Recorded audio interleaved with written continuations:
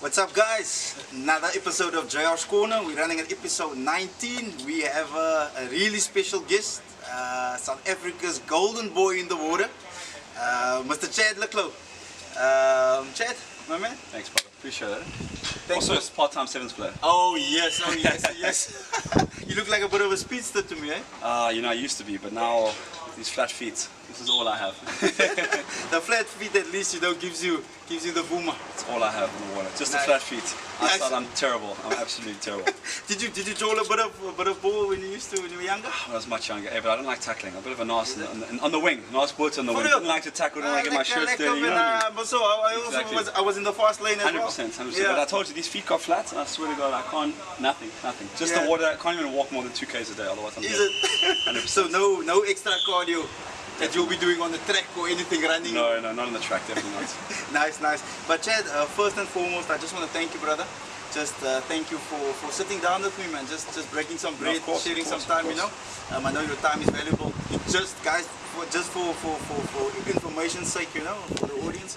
This guy actually just got out of the water now. I think he just dried now a bit. And from here it's on to physio and obviously, you know, recovery, eating. Don't know if you're gymming today, gym Today. Yeah, 3 today. So yeah, it's quite a big schedule today. Mondays is usually, Mondays is an easy day in the pool. Usually it's like a longer day, and then it's quite a hard gym. Monday, Wednesday, Friday gym, and then Tuesdays, Thursdays, Saturdays are our big day where we can, you know, get that real quality work in, you know. So yeah, but it's Monday's a bit hard because we're swimming very long mileage, you know. So today was like 6.5k, which is quite long. Is that the normal day Not for you? Not really. So at the moment, because it's kind of pre-season, it's January, so we really want to hit that mileage. So we're doing like, probably, it's going to sound so crazy, but like I've been doing this work for like 15 years. Of course. You know what I mean? My first springboard cap, you could call it, was 2009. Wow. You know, so it's And you were grade 12, grade 11? I was grade 11. Okay, nice. So it's 15 years this year. I'll be on like the national springboard team. You know what I mean? Yeah, So it's I've been doing that kind of. How many like caps? How mileage. many caps would you say if it was like in a rugby term? Yo, I don't know. Over 200? Yeah, easily. Yeah, easily. I think. So I'm blessed. You know, I'm very happy to be in the position I'm in. But the work that we're doing at the moment is very, very long, and it's like hard mileage, and probably not the last time I'll ever do it. But because my training is getting geared towards the Olympics and the speed, it's gonna specialize a bit closer to the competition. You know what I'm saying? I'm kind of like I'm running up the hills now. If you want to compare it to other sports, you know. 100%. Like and like in that sense, like how many years would you say is there left for Chad? Maybe give or take. It's a very good question. I'm 32 in April, so obviously you're looking. Nah, thank you. Nothing Never older shaved than. for this, you know what I mean? I missed a couple of spots. Nothing older than 25. I appreciate that. Nice, Nah, but look, I think at the end of the day, we're going to see how the Olympics goes. Yeah. Obviously, you know, I have very high aspirations for Paris, that. eh? Yeah, 6 months. My 4th Olympics. I do want to go to one more. Sure. But I do believe that, look, people have to understand that this pool is a 50-meter pool. So this is the Olympic pool. The 25-meter pool, like the Virgin Actives, that's a different sport completely. Yeah. So it's short course swimming, long course swimming. So in the short course pool, I believe I can go close to line 40 and be top 3 in the world. You know, so at the moment I'm still world champion in the short course pool. Yeah. Long course pool, I'm maybe top 10 where I'm sitting right now. So I have a lot of work to do. I have 6 months to get myself ready to try and, you know, get back to where I want to be long course, if that makes sense. 100%. I mean, just the insight, you know, I mean, my background is totally different. It's rugby, you know, the jersey that you're wearing now. I used to draw, obviously today is not about me, I used to play for the Lions, that type of thing. So I know the program, I know the pressure, not the same as you on the world stage, you know, international stage. Sure. But as you say, like the top 10 guys, just to get into that, who in that top 10 is the guys that you're checking out for at this, or that the guys that you know would be your competitors? It's a good question. Look, at the moment, just good questions happening here today. There we go. Exactly. Look, at the moment there's so many guys. So there's not. I can't name 1 or 2 because it's you know, the guys that won the Olympics last time. You've got Caleb Dressel, Christophe Milak, you've got a couple of the young guys. The French guy, he's going to be racing at home. You know, Maxime Brousset, he's probably going to be the favourite, I guess. But I'm focusing on what I can kind of do, because I know that if I can just get myself healthy and stay injury free, you know all about that, you know. If I can just stay injury free, not get sick. I've had a bad couple of years with sinuses. I've had some surgeries with that, you know. So I've been struggling a bit with that, but outside of that, if I can just have a clean 6 months, I'm confident I can be on the podium, you know, which would be unheard of, and I'll tell you why. Because at 32, the swimmers are done usually. There's not many guys that are swimming at 32, you know, at that level, you know. So, yeah, look, I'm hoping to shock the world in 6 months, and of course the dream is to be Olympic champion again, of course. Nice. But you know, there's baby steps, and we're still in January, so I'm just working on, you know, Tuesdays tomorrow, Wednesday, just building every day. I'm not focusing on my competitors, just on myself. 100%, 100%. No, just to add on that, man, like what you're saying, and I believe what you're telling me. You know, obviously you already professed it, the spoken tongue. You know the word, and I believe you're going to achieve, and you're going to shock. And it won't be for me. It won't be a shock to the world. You know, it will be just a thing. Chad did it again. You know, Chad did it. You know, that type of thing. Just on the long course and the short course. Yeah, long course, short. Yeah. How does this pool and the facility, obviously, you know, and why do you choose Maties to come train? No, absolutely. This is the reason I'm here, because you know in South Africa we don't have many of these 50-meter pools. Yeah. So we have maybe like 3 or 4 decent ones, you know. So nationally, like in the country. Yeah, decent ones. I mean, this is for me the best facility, I'd say. You know? Nice. It's a pity we can't have a proper stadium in here, because I would prefer to have nationals here. Cover it up. Well, no, just like a bit of a place to sit, and, you know, a bit more people. Like it's a bit maybe small from that point of view, but in terms of training, it's perfect. And having smaller competitions, which have like a national event where there's maybe 800 swimmers and another 5,000 coming to watch, it's a bit small for that, respectively, you know. But this is the best facility to train, 100%. You know. I'm coming here for many years. You know, we're staying at the Stellenbosch Academy of Sport. You know, so they always look after us, and it's just amazing to be in South Africa, especially this time of the year. You know, in the summertime. Unfortunately, unfortunately, whatever you want to say, I live in Germany now, and I brought the whole team down, and they've had a blast. You know, they've been here for 12 days, and they've just like loved every minute of being in Stellenbosch, and just the culture and the people. You know, Germans, I mean, traditionally are serious people. You know what I mean? Yes. But but they've been so surprised at how friendly everyone is, and I'm like, dude, that's just how we are. And the food, they just love the food, they love the culture, the diverse culture that we have, you know. And I think, we're blessed to have this, and I just wish we had a bit more of this, you know, because I feel like we're lacking in that department, you know. In terms of rugby and other sports, we are 5-star. In terms of swimming, we 1.5-star. Sure. In terms of facilities and infrastructure and pedigree, let's just call it. But in terms of what we've achieved with all that, it's unbelievable. Pro rata, we're one of the best teams in the world. Nice. And just to know what the thing is, Chad, just hearing that, man, you know, you were a great ambassador for the country and just for the sport in general, you know. I know it's a few things. Obviously, I had to do a bit of research. You know, you are like a household name, obviously, like Brian Abena and all these other guys, James Smith. You know, I don't want to mention any other names, you know, because it's about you today and celebrating you. But what I want to say is that I've seen with all these international athletes, you know, with all these other countries that come here, the resounding answer would always be the facility is amazing. It's one of the best. And like I train here every day. It's amazing. And some people just come here and we just take it for granted, you know, because we don't know what is out there. I mean, you've been all around the world, you've been places, you know, you've seen the facilities, what's happening, you know. 100%. And like, how does no comparison, but like where you're sitting up now in Frankfurt, how's the setup there and the dynamic, and what do you guys do on a daily basis? How does your day look, you know, from getting up, routine, into the pool, gym, that type of thing, facility-wise, and how does it compare to what you would have done in South Africa? So look, let me just put it out there first. I'd love to be here full-time in South Africa, but the reason I actually can't be here is, it sounds crazy, but it's the life is too good for me here.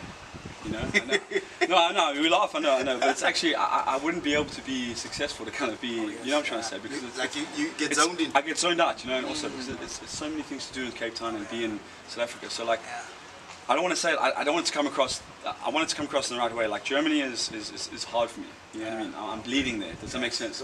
I have to bleed to be successful. I'm that kind of guy.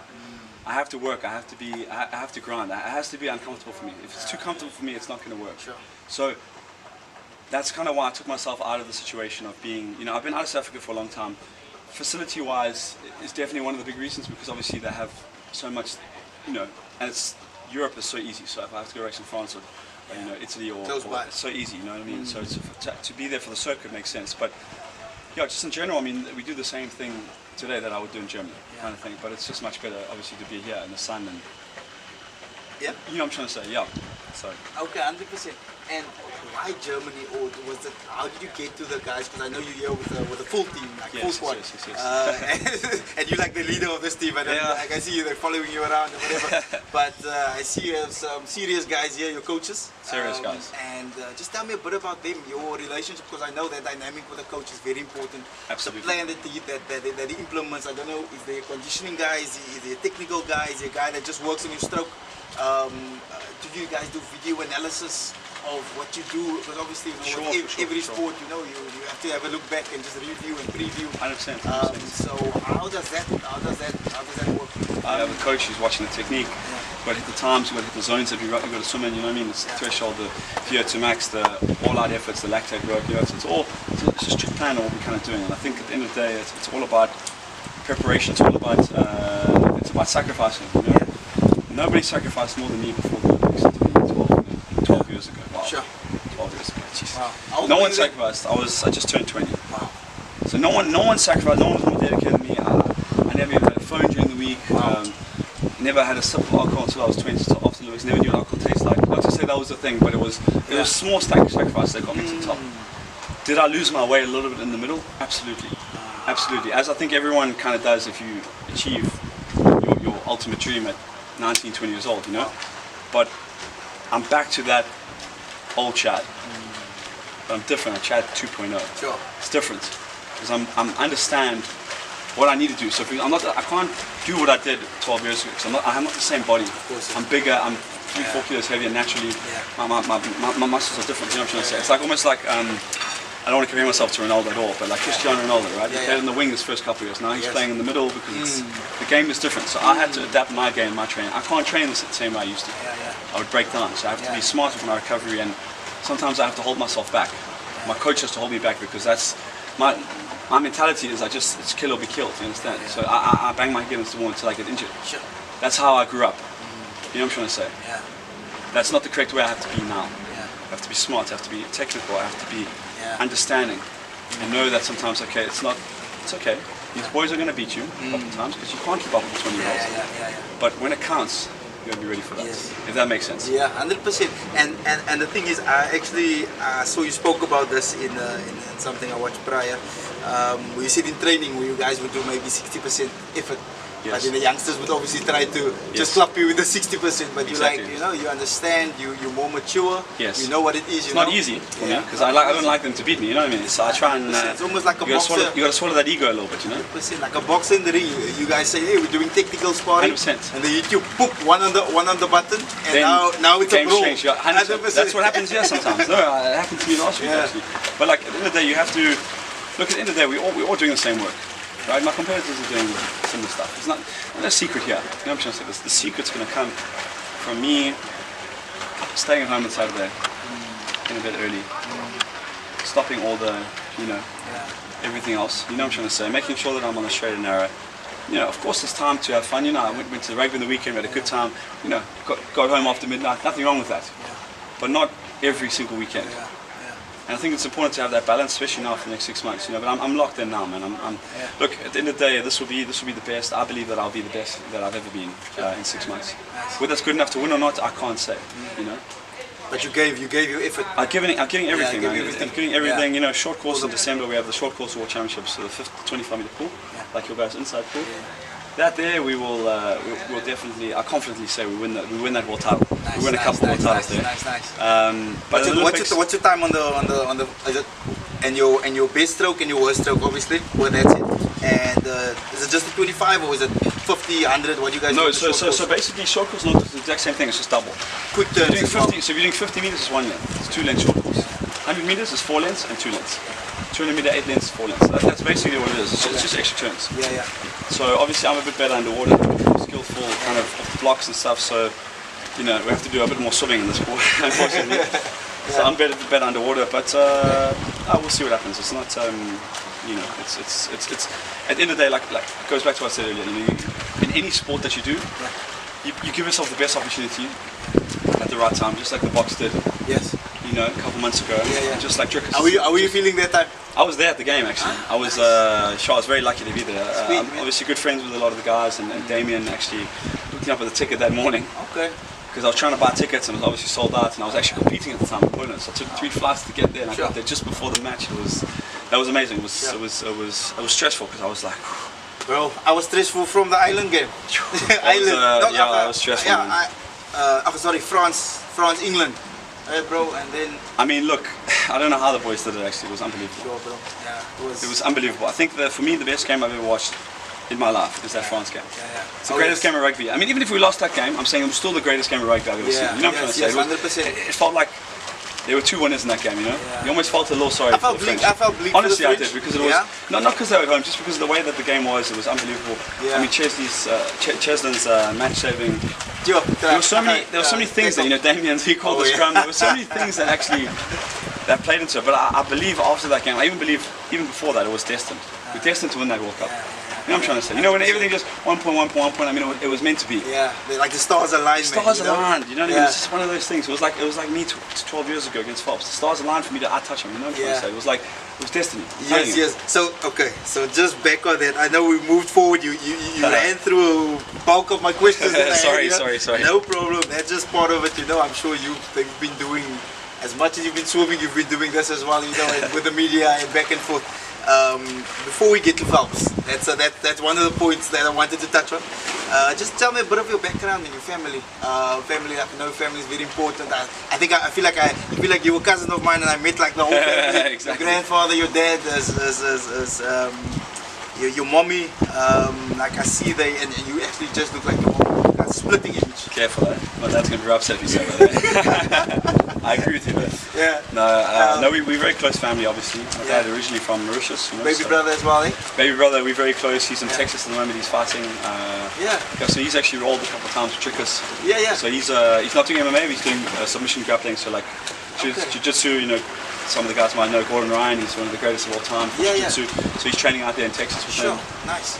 So he's hoping to be world champion. So just tell me when you guys were lighties, what happened? No chance. Even from back then, I think. Is it? Yeah, he was. So was he just a? He was a Vushwand. No. Hey, that was strong. Nice. Older brother, he's 40 this year, isn't he? 84, he's 40 this year. He's in the UK with his family, and my sister, she's 46 in Durban. So we're all over the show, but we're very close, and obviously mum and dad. Beautiful, man. Yeah, mum and dad are with me now in Cape Town for the last 2 weeks, kind of just being with me until I go overseas again. And look, they've been important. They've been, I mean, everything. Like, without them, I wouldn't be here. You know, I mean, everyone says that all the time, but it's the truth. You know, I think the support that they gave me and the opportunity to succeed was there from the beginning. You know what I'm trying to say? The platform was built. Oh, sweet, man. You know, we didn't grow up with a lot of money. Yeah. My dad had a lot of money when I was very young. You know, obviously he had well, not obviously, but he he ran a couple of casinos back in the day, and you know he was very well off when we were really young, and then we lost it all. Yeah. And my dad and my parents sacrificed everything for me to be where I am today. Yeah. You know what I mean? It was a bit of a gamble. It was a bit of a gamble because you know you have to put all your eggs in one basket in the game. It goes back to what I said earlier. You know, if you're a rugby player in the country and you can go with the Sharks or Stormers and you kind of go through and you get looked after, and swimming's not like that. Yeah. Before I won that Olympic gold medal, it was tough, man. Sure. People don't understand. They just see that like even the year after Olympics, it wasn't like I was making crazy money, man. It was like it took me like 2-3 years to start building it up because I was still like green at the time and I didn't understand how it all worked, and you know, I think so. Yeah, it was just. Like I say, a gamble to get me to where I was, to where I am now. Sure. Nah, that's amazing. I mean, like, I feel like what people see, man, like they see the image, they see the Omega sponsor, and they see the, you know, the car that you drive, beautiful car. Thank you very much. Yeah. And, sponsor car, yeah, nice. And yeah, they see everything, they see the package, man, but they don't know, you know, the price it took for you to get there, and your family, the price they paid to get there, and the hours. You know, blood, sweat, and sacrifice, you know. So I think like people should just bear in mind, you know, it's a 15-year career that you had. Oh, absolutely. You took medals, you took scalps, you had disappointments, you know. So but at the end of the day, you know, you had to put in the effort and obviously have faith, you know. 100%. Yeah, of course, absolutely. Yeah, and obviously with your family behind you, you know, I guess that would be your best support structure, you know, and you being loyal to them and them being, you know, supporting you and being there for you. Before we get to Phelps, just building up to him, what motivates Chad? I know you've told me many things, obviously, what motivates you, what drives you, what pushes you. Maybe just two, three things, what motivates you and... A lot of things. So I don't want to give you a boring answer, but the truth is, it's always been about, at the moment what motivates me, I'll tell you honestly, I want to be the best ever South Africa's ever had, all sports. Nice. I want that to be like I want them to say, like, you know, whoever you want to put in the top 5, but I want them to say Chad the Clerk. In the conversation? No. I want to be on top of the conversation, Sure. respectfully. I believe another Olympic gold, another couple more titles, another Commonwealth, you know, respectfully, I've broken all the records in swimming. You know, I just want to be, I want to be the best ever South Africa's ever had, sportsman. That's what's driving me at the moment. Wow. Amazing. So, you know, the Olympics is amazing, but there are a lot of other competitions. Yeah. I love my country, I love my people, I love all sports. I love watching the Springboks, the Proteas, and you know, I've travelled to watch these guys. Trickers, I've been watching Trickers for 10 years. I watched him in the EFC, you know, I followed his career. So like for me, I'm a fan of South African sports. I'm just a fan, right? And I just think it's a blessing to be in the position that I'm in, to have support that I have from everyone. I mean, not many swimmers have what I have in South Africa, the support they have from the country. You know, even these guys came there like, why, they take pictures with you? You are just swimming. What is this? Yeah, they don't understand. They're like, dude, South Africans love sports. Yeah. And we just, and I understand no one really watches swimming. I get it. It's not like we were watching the box the week. I get it. They watch me at the Olympics every 4 years. I understand it. But no, I get it. I wish it wasn't like that, but I understand that. Yeah. But you know, at the end of the day, I never chose swimming. Swimming chose me. Here we go. It was never about, I mean, I love swimming, don't get me wrong, I love swimming, yes, sure. But I love winning. I love competing. Sure. I love competition. I love that more than anything else. More than I love swimming. Yeah. So for me, it's about the competition. Yeah. What motivates me. It's about the competition. Phelps 2012, the first Olympics. That's your first Olympics, right? First Olympics, yeah. First Olympics. Did you go in with the intention to say, listen here, I'm going for the gold? Because I know before that he was the guy that you measured yourself to. Of course. Who wouldn't? Everyone did, yeah. Of course, yeah. Phelps, you know, listen, Phelps is not only the greatest swimmer we've ever had, but he's one of the greatest sportsmen. You know, he's in the conversation he's with Jordan, he's with Kelly Slater, he's with Tiger, he's with rugby's hard to put a name on there, but you know, I wanted to say a name, but I thought maybe not. I won't say those names. But what I'm saying is, you know, at the end of the day, this guy was like, he transcended the sport. Like without him, I mean, I wouldn't have this. Because the only reason I have the support or the popularity I have is because I've been him. You know what I'm trying to say? I mean, respectfully, Cameron also won the Olympics that year. And I think, I say this respectfully, I have a lot more support than him, verbally, because of that, because I beat the guy. You know, I knocked out Floyd Mayweather. No one else in the country, no other swimmer has been able to beat him in his tenure. Not in his prime and not in that event, no. He never lost that event. He won it back 4 years later. You know, the one that I lost. I should have won that race. You know? The race that I still have nightmares about. You know. But what I'm saying is, at the end of the day, that was an iconic moment for me and for my team. But at the end of the day, I just wanted to be the best that I could be at that Olympics. You know what I'm trying to say? I had the intention. I had every intention of going for it. But would I have been happy with silver? Absolutely. You know what I'm trying to say? Sure.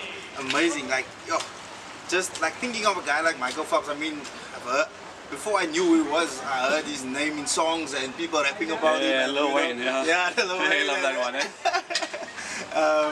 and I mean, it just put him obviously on that level, man, you know, and the fact that you obviously went out with a I won't say the unintentional, but intentional. No, it was very intentional. No, it was very intentional. Yeah. There was no unintention about it. It was just, I was great. I would have been happy with the bronze, not even the silver, because I was 19. My plan was to win in 2016. Yeah. But it just so happened that the stars aligned, you know. Sure. The prep was to win, of course it was to win. I was prepared physically and mentally to win. It's just I just didn't know if I had enough time. Nice. I was still improving at the time. Yeah, and just tell me the rivalry after that. I think there was a bit of it was. You know, it was like the boxers, you know. A bit of spit here, spit there. Yeah. You know what it was, man. Look. I still look up to the guy. I still like idolize the guy. Do you guys ever, is there personal? No, there's no real relationship. We don't stay in touch. I mean, look, he was great to me after London. I don't want to talk bad about him after that, but yeah, I guess he came. Look, I think he had to do what he had to do to get himself back in. You know, he had to hate me or whatever. I don't know. I don't want to speak. I can't speak for what he thinks, but I know that I think you had to use something. Sure, and I'm okay with that. I don't take nothing personal in sport. Nothing. Zero. You do whatever you do to me in the sport, in the sporting field. When we get in the cage, in the call room, we walk. I think you want to fight. So I'm thinking about. There's nothing personal. You know what I'm trying to say? It's like on the rugby field. You know how it is. That little fight, that little thing. After game, you have a beer or you have a drink. There's nothing wrong with that. That's how it's for me. You know. So I didn't take anything personal at the time. And look, I love the guy. I just think that things could have been handled differently from the media side. They painted the picture, especially NBC and American media. I thought it was American media. They painted it for me like all I said really was. I mean, 2015. All I said was, look, the guy. You know, I've swum a really good time. I'm over the moon. He hasn't done this time in 5 years. So I'm just happy to be a world champion. He wasn't there. You know, I think he was suspended at the time. I'm not sure. Yeah. So he wasn't there, but my time was very fast, and then he beat my time the next day by like 1/100th, and then everyone's like, this guy. I'm like, I wasn't trash talking him. I was just stating facts. I was just saying, I'm just happy. No one's done this time in 10 years. I'm the fastest man ever in the last 10 years. Yeah. And everyone was like, this guy's so arrogant. I'm like, no, I'm just happy. I'm just stating facts. You know, it's like Pollard had a perfect World Cup, 100% record. Well, what is he arrogant for saying that? No, he had a perfect record. Facts. Yeah. Sorry, I didn't. He had ice in his veins. 100%. Yeah. 100%. Yeah, nice. And so Michael Phelps, that's amazing. And the story, I mean, the nuggets out of that, I don't know if you've shared it, with anyone else before, probably spoken about it. Another swimmer that's actually with us here, and I see actually you have on your Instagram, and you look like you guys are friends, Sarah. Oh yeah, Sarah, of course. Is it Sarah? Huh? Yeah, Sarah. Yeah, Sarah. Yeah, that's it. Sarah Shortstrom. Actually, you say it better than me, I think. I have the Swedish. Exactly. Tuck. Tuck. No, she's amazing. Yeah, she's for me probably the best female swimmer of all time. Amazing. Yeah. She's just been coming for years. We were on the same team for 3-4 years, and then fortunately COVID kind of forced us to go back. Yeah. And she's amazing. She'll win the Olympics this year, for sure. Do you put her in that same conversation, obviously, as you said, like the best female swimmer? She's better than me, 100%. She's higher achieved than me, absolutely. I'd put her above me. Female swimmers, she's the best. Yeah. She's the Michael Phelps of female swimming, I'd say. My opinion, no, she's higher than me for sure. But what you said about earlier, man, about the swimmers not obviously being recognized very well, but obviously with you are also name brand. But when she walks around here, people that I didn't know. That's what I'm saying. Of course, nobody knows. That's how swimming is, I mean, unless you Phelps, and sometimes if I go to London or Italy or Singapore, places where look, my story I think is a little bit unique, because of my dad's famous interview and the rivalry I've had with Phelps, and just I don't know, it's just different. I guess I broke the mold. I beat the guy that was the unbeatable guy. Sure. I opened the door for a lot of things. You know what I'm trying to say, and I don't want to sound like, what I'm trying to say, but that's just the truth. And I think that's kind of I was always, and I never said I never came out there and said, I just said I'm a normal guy. All I did was I trained hard. Came out swinging, I flipped him on the chin. I got the decision, split decision at the end, and that's what happened. You know what I mean?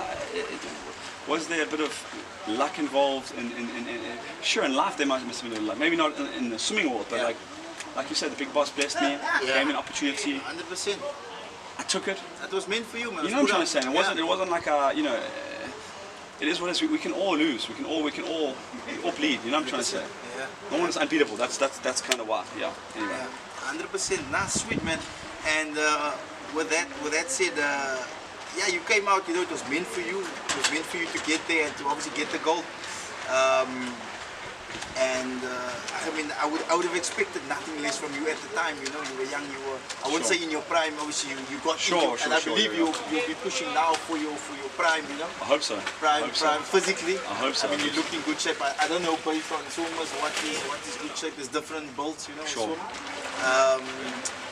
Next, I just wanted to move on. Just a bit of your brother and Driekus. Sounds like you and Driekus are pretty close. What do you think about the Driekus Strickland situation? I'm gonna say 7 minutes. It's over. Oh yeah. I say knocks him out in 7 minutes. Second round. I think it's at the end. I feel like it's the 4th minute. Yeah. Or I feel like it's like 2 minutes in. He's gonna catch him. Like he kind of got Whitaker. It just depends what his plan is. I mean, I think if he wrestles him, he can get it done. Yeah. But I think he can knock him out, man. He's got power, that guy. Yeah. And I was there for his. It's funny. It was his birthday yesterday. So. His birthday? His birthday was 30th yesterday. So he's obviously hopefully, you know, well, he will get it. He'll get it done at the end of the week. Yeah. But I was there for like his very first UFC fight. Okay. I was there for his double. How do you? Sorry to break you. No. How do you compare him from that time? Obviously, you've seen the progression. No, his progression is huge. Look, what he's achieved is nothing short of, I mean, unbelievable. Where he's come from, I mean, like, you know, like the UFC is good, but he's not, you know, he's fighting good guys, you know what I mean? And then when he went to Poland, obviously the competition was a bit better, but like the man hasn't lost a fight in like 8 years or something. I mean, I remember he lost to Soldier Boy, I think it was 2013, he was the champ at the time, he was like 18 or 19, it was like one of his, I think he's lost once since then, in the KFC. That was the KFC, one of the the KSI, KS something, the Polish championships. But like since he came to the UFC, man, I just saw a progression. I mean, when he beat Whitaker, that for me was just like I thought that was going to be a hard fight. I thought it was going to be a split decision either way. You know, praying that he gets the result, but he dominated him, man. It wasn't even close. Yeah. Because the thing is, Whitaker, he has a good ground game. He can wrestle you. And striking. Yeah, striking. He can kick. But he dominated him everywhere. It wasn't even close. It wasn't even close. And I think when he got the surgery, I think that kind of helped, obviously helped his movement, his cardio and everything. But the thing is with him, he embodies exactly what I stand for and exactly what the box stand for. It's you know, you know, they don't know where we come from. You know what I'm saying? They don't know what we know. We are warriors. You know what I'm trying to say? That's what we are. I think it's ingrained in our blood. You know what I'm trying to say? That's our race.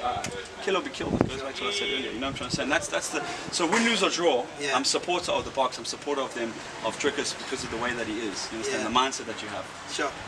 Nah, amazing, bro. Yeah, I think we're getting to the end of our conversation, of our chat. There's a few lighter questions that I have for you. What do you do in your downtime? What do you do to relax? You know, I mean, besides watching Josh Corner. Of course. Episode 19.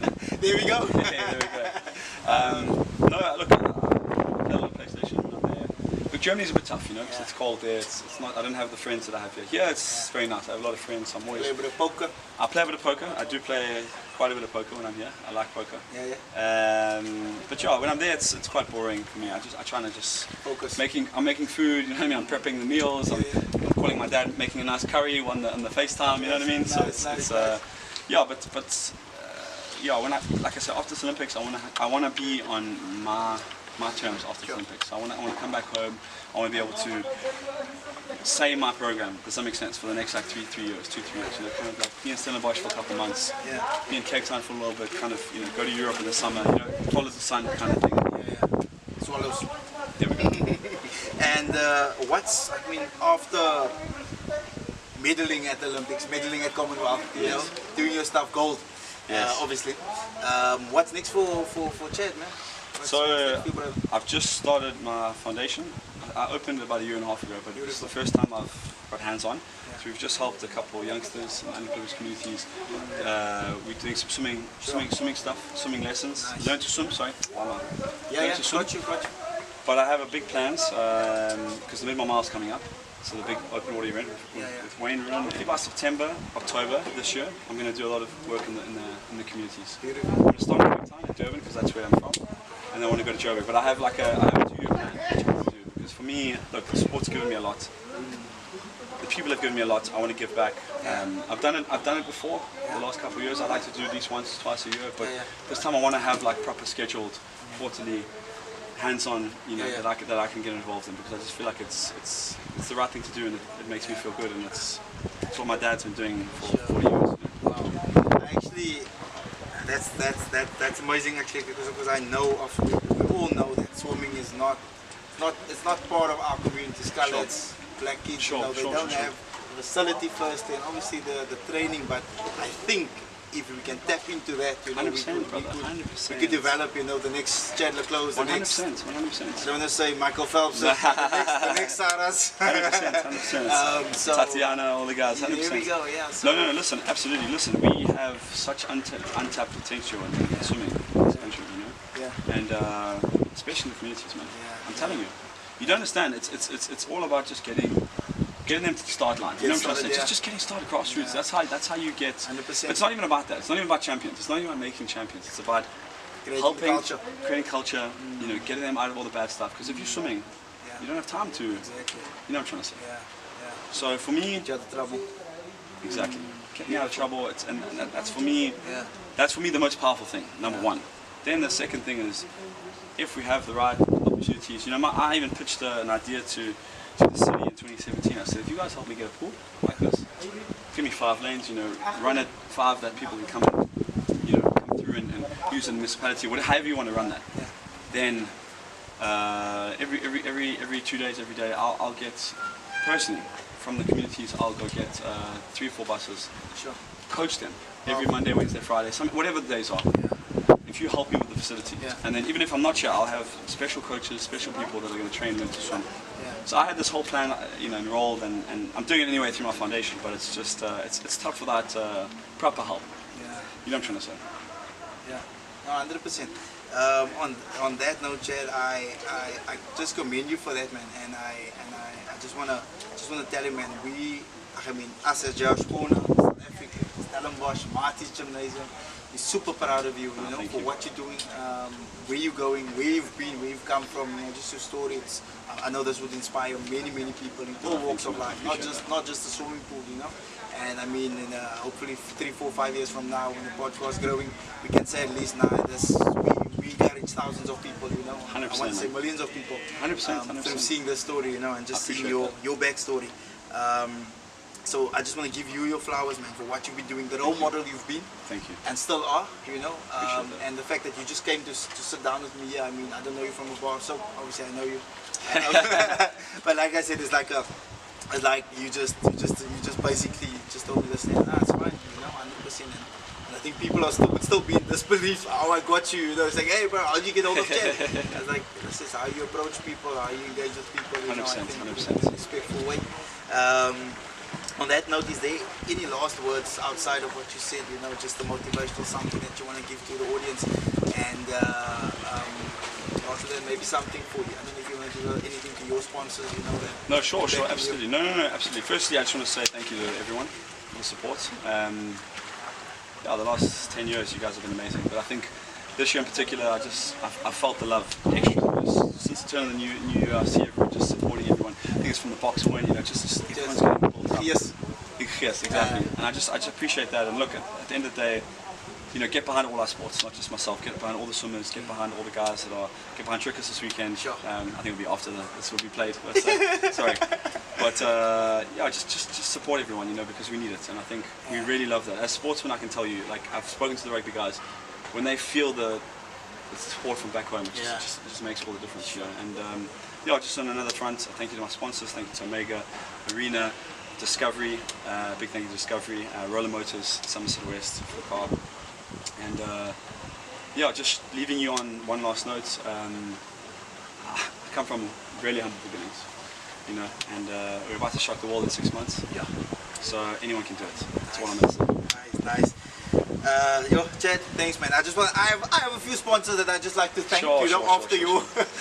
After the big boys. I just want to thank Maties Gymnasium firstly for the setup, for us being here, for supporting us. Maties Gym, they've been backing JR's Corner, you know, from the word go. I just want to thank Maties Gymnasium for their support.